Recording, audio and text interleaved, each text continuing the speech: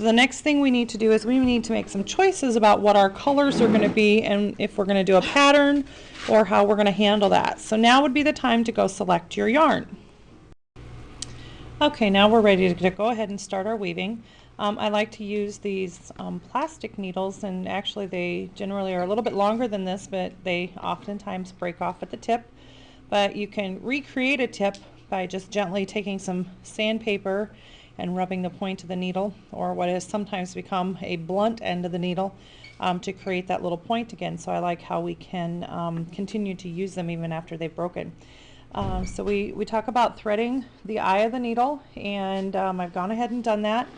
And I always tell the kids to take off 2 arms lengths of yarn, and when I mean 2 arms length is actually 2 wingspans of yarn, which gives them a good start. So I've got that much yarn here. It seems like a lot to start with, but it saves us from having to stop and start and stop and start so many times.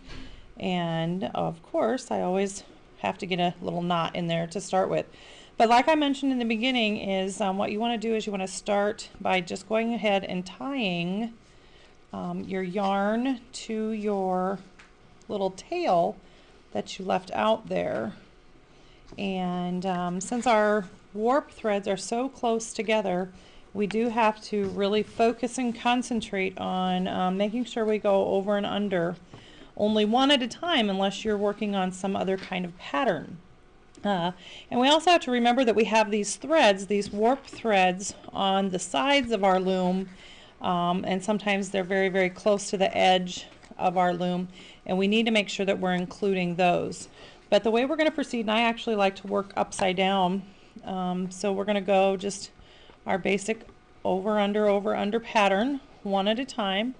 And I most generally don't get all the way across in one fell swoop, so I have to remember now I've gone under, so the next one's going to be over, and I continue, again not making it all the way across. Again, I'm under, so I'm going to go over, under, over. Then at this point I would go ahead and pull all of that yarn through, and we can go ahead and make sure that little tail gets untucked in the end. And always talk about, we want to have nice firm stitching, or weaving I should say, and we'll worry about pushing this down over the edge, because we're going to weave up a ways and then we're going to really comb it down. And when I say comb it down, I literally mean comb it down with a very cheap little comb that you can pick up at the dollar store, usually in multiple packs. Make great little ways to pack your woven pieces down. But now what we need to talk about is how this is different than weaving when we go, back and forth, back and forth. But what we're going to do is we're going to go around our loom. So I went under this thread. So I'm going to find my next thread under. So now I'm going to go over, and I'm going to continue my under over pattern on this side. I went under, so over, under,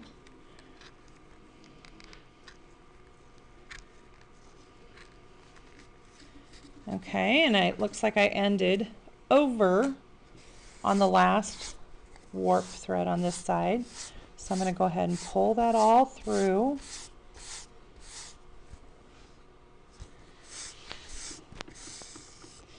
And I'm going to make sure that I don't get this piece of my thread or my yarn wrapped around those pieces at the bottom. Again, we want to make sure it's nice and tight, but we're going to worry about combing that down later after we get about 5 or 10 rounds around. So I went over this one, so now I'm going to go under this one, which happens to be on the side, so it's kind of awkward, so I'm just going to go under it, and now I'm going to go over and continue my pattern. And what you'll notice now is, if you've done your pattern correctly, everything that I'm doing now is opposite what I did the first time around. So you're going to go ahead and continue doing that again until you've made about 5 to 10 complete rounds around.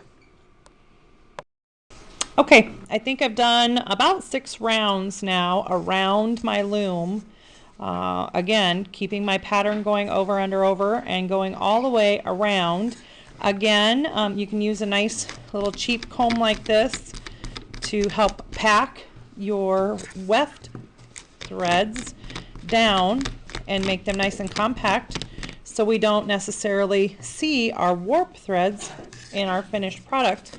But what we're going to do, and this is a little bit thinner yarn, is we're going to use this comb and we're actually going to push them down over the bottom edge of our loom. So now we have this very nice bottom without a hole in it. But at this point the kids go, oh my gosh, I worked that hard, now I have to start over, I have nothing.